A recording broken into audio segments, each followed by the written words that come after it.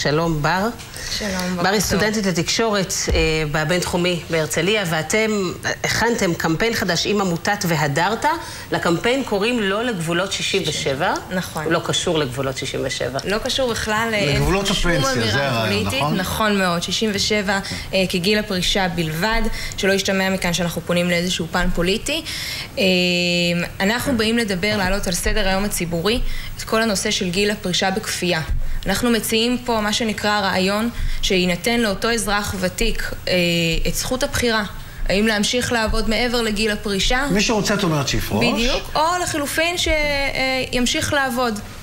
זה הרעיון של הקמפיין. וזה אמור לשכנע את מי?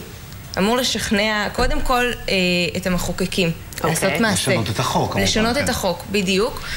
טוב, אני מניח זה נובע מכך שאנחנו כבר מתים בגיל יותר מאוחר, כך אנחנו מקווים לפחות, ואנשים מחליפים קריירות כמה פעמים, משם זה מגיע הסיפור הזה. מה לסטודנטים ולגיל 67? אז קודם כל, זו שאלה טובה, כי הרבה שאלו אותנו את זה, מה מביא אותנו להתעסק בזה. במסגרת הפעילות השנתית שלנו עם עמותת והדרת נחשפנו להרבה מאוד מקרים שכך או כך בסוף נוגעים לכולנו. זה יכול להיות ההורים שלנו, הדודים, אנשים שעובדים איתנו, ובסופו של דבר ה-67 היום הוא כבר לא מה שהיה פעם.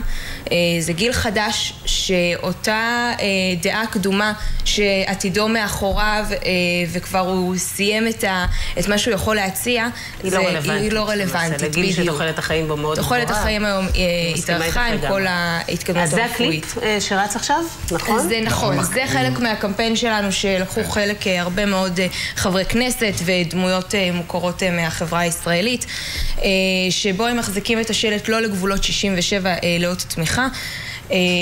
הקמפיין הוא עלה ברשת החברתית, באתר הפייסבוק שלנו, יפה, סטודנטים מעורבים זה מאוד חשוב, אני מקווה שזה יצליח. אנחנו נצא לפרסומות על רקע הקליפ עצמו, נכון? יש גם שיר. ואחרי זה, שחקן גולף ישראלי הוא אלוף העולם בגולף. אבל זה לא הסיפור, הסיפור שהוא עיוור, ותכף אנחנו ננסה להבין איך משחקים גולף כשאתה עיוור. גם ככה זה משחק שאני עד היום לא הבנתי אותו, כשאתה עיוור. וגם הרולינג סטונס ישתו בירות ישראליות משובחות, וכל הבירות האלה יהיו תכף איתנו כאן. ומה קורה בחוות מזור? עוד מעט חוזר.